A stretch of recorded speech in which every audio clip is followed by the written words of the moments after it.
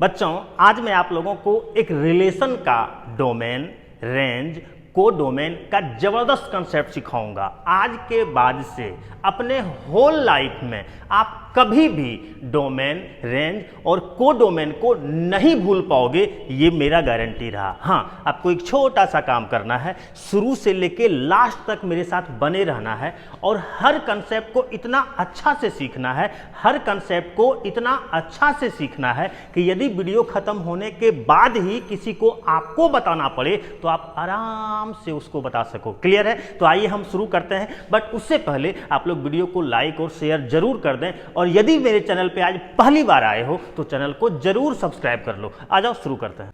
अब आ जाओ, domain, range और को डोमेन को अच्छा से फील करने के लिए हम लोग एक एग्जाम्पल लेते हैं। एग्जाम्पल का यदि बात किया जाए, देख लो यहाँ पर ए और बी कोई भी दो नॉन एम्प्टी सेट्स है। अब देखो, नॉन एम्प्टी सेट क्या होता है, यदि आप ये नहीं जानते हो तो इससे रिलेटेड खतरनाक वीडियो बनाया गया है। यदि आप नहीं देखे हैं तो ये वीडियो देखने के बाद आपको वीडियो जरूर देख लेना। क्लियर है? फिलहाल नॉन एम्प्टी सेट मतलब हम आपको इतना समझा देते हैं, वैसा सेट जो खाली नहीं, जिसमें कुछ ना कुछ एलिमेंट्स रहे। क्लियर है? तो अब देख लो, ए कोई जो है नॉन एम्प्टी सेट है जिसमें 1 2 3 4 एलिमेंट है और बी भी कोई नॉन एम्प्टी सेट है जिसमें देख लो 5 6 7 8 एलिमेंट्स है। अब देखो, रिलेशन को कैसे डिफाइंड किए हैं इसको थोड़ा सा ध्यान से समझिएगा। तो मान लिए हैं आर में कोई ordered pair element A B है, जहां पे ए और बी के बारे में ध्यान से देखना क्या बोल रहा है। कह रहा है कि ए और बी क्या है, एक मिनट रुक जाओ, देख लो ए और बी के बारे में क्या कह रहा है। कह रहा है कि A and B both are even, यानी ए और बी दोनों सम होना चाहिए। मेरे रिलेशन में जितना भी ऑर्डर्ड पेयर एलिमेंट होगा उसमें ए और बी दोनों सम ही होना चाहिए। जैसे सम का मतलब क्या, हमारे पास 2 2 होना चाहिए, हमारे पास 4 4 होना चाहिए, हमारे पास 6 6 होना चाहिए, मतलब जो भी रहेगा दोनों सम ही होना चाहिए। ऐसा नहीं कि हम 1 2 कर देंगे तो भैया एक ठो तो सम है लेकिन ये सम है क्या, नहीं। तो बात समझ में आ गया? तो दोनों मेरे और मतलब मेरे रिलेशन में जो भी ऑर्डर्ड पेयर एलिमेंट होगा उसका दोनों एलिमेंट ए और बी दोनों क्या होना चाहिए, सम होना चाहिए। क्लियर है? इवन होना चाहिए। तो अब देख लीजिए, यदि बात किया जाए तो आप देख लो, सबसे पहले तो हम रिलेशन को डिफाइन कर लेते हैं यार। तो हम देख रहे हैं कि हमारे पास सिर्फ जो है सम संख्या का हमको जरूरत है, तो कोई दिक्कत नहीं है यार। यहाँ पे देख लिए कि 2 सम संख्या था सेट ए में, 2 और 4, और देख लो यहाँ पे सेट बी में भी 2 सम संख्या था, 6 और 8। और यदि आप कार्टेशियन प्रोडक्ट जानते हैं और यदि नहीं जानते हैं तो जरूर इससे रिलेटेड खतरनाक वीडियो बनाया गया है, आप जरूर देख लीजिएगा ये वीडियो देखने के बाद। क्लियर है? अब यदि बात किया जाए तो कार्टेशियन प्रोडक्ट में कुछ नहीं करते हैं। यदि से आपको 2 को यदि लेना है तो 2 को जितना भी एलिमेंट है सबके साथ लगा देंगे। लेकिन बात समझो, यहाँ पे कार्टेशियन प्रोडक्ट में भी तो 5 के साथ भी लगेगा, 7 के साथ भी लगेगा, लेकिन यहाँ हम नहीं लगा सकते हैं। क्यों? क्योंकि हमको ए और बी दोनों क्या चाहिए, इवन। इसीलिए हम सिर्फ इवन के साथ ही लगा रहे हैं। बात समझ रहे हो? तो अब यदि आप ध्यान से देखोगे तो 2 किसके साथ जाएगा, 6 के साथ, तो देख लो हो जाएगा 2 6। फिर 2 किसके साथ जाएगा, तो 8 के साथ, तो देखो 2 8 आ गया। फिर उसी तरह से देखो ये इवन नंबर 4 भी है, तो 4 किसके साथ जाएगा, 6 के साथ, तो देख लो 4 6। फिर देख लो 4 किसके साथ जाएगा, 8 के साथ, देख लो 4 8। यानी जहां जहां भी इवन नंबर था उससे जो भी रिलेशन बन रहा था उसको हम लोग बना लिए। और यदि आप फील करना चाहते हो तो आप देख लीजिए, आपके रिलेशन में यहाँ पे जितना भी ऑर्डर्ड पेयर एलिमेंट है उसका दोनों एलिमेंट देख लो इवन है या नहीं है। देख लो हर एक जगह कहीं भी देखो दोनों आपको इवन ही नजर आ रहा है। तो चलिए, अभी तक जो है हम लोग रिलेशन को डिफाइंड कर लिए और अब यहां से कंसेप्ट शुरू होता है डोमेन, रेंज और को डोमेन का। एकदम एक बार में आपके दिमाग में हम डाल देंगे, बस थोड़ा सा कंसंट्रेट होकर सुनना। देखो, सबसे पहले डोमेन को सीखते हैं। तो देखो डोमेन क्या है।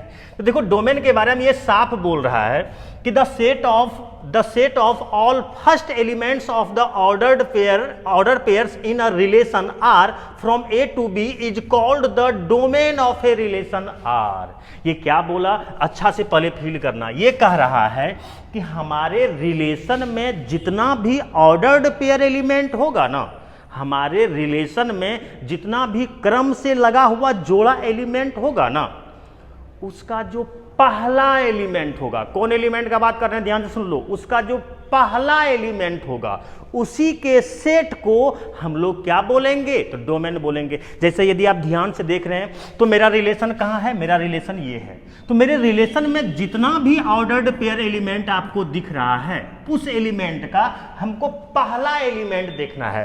तो आप यदि ध्यान से देख रहे हो तो देखो, तो पहला एलिमेंट यहाँ क्या है 2, यहाँ भी क्या है 2, यहाँ भी कितना है 4, यहाँ भी कितना है 4, यानी प्रत्येक ऑर्डर्ड पेयर एलिमेंट का यदि आप पहला एलिमेंट को देखोगे, देखो क्या क्या नजर आ रहा है 2 2 4 4। अब ऐसा नहीं कि 2 2 2 बार दिख रहा है तो 2 बार 2 लिख देंगे, नहीं, 2 कितनों बार देखे, एक बार ही लेना है। ये वेल डिफाइंड होता है, समझ रहा है ना, सेट क्या होता है, वेल डिफाइंड, उसको बार बार लिखने की जरूरत नहीं है। बस 2 2 2 हजारों बार है तो सिर्फ एक बार 2 ले लेंगे हम, क्लियर है।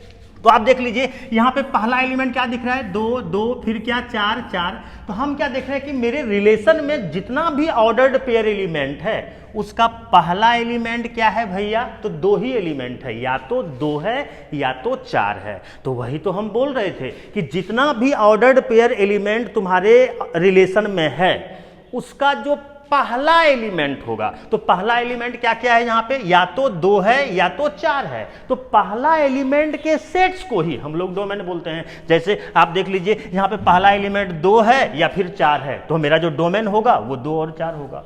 यदि और एलिमेंट रहता तो वो भी होता। तो सिंपल ये समझ लीजिए कि मेरे रिलेशन में जितना भी ऑर्डर्ड पेयर एलिमेंट होगा वो सभी ऑर्डर्ड पेयर एलिमेंट्स का जो पहला एलिमेंट होगा वही पहला एलिमेंट के सेट्स को डोमेन कहते हैं।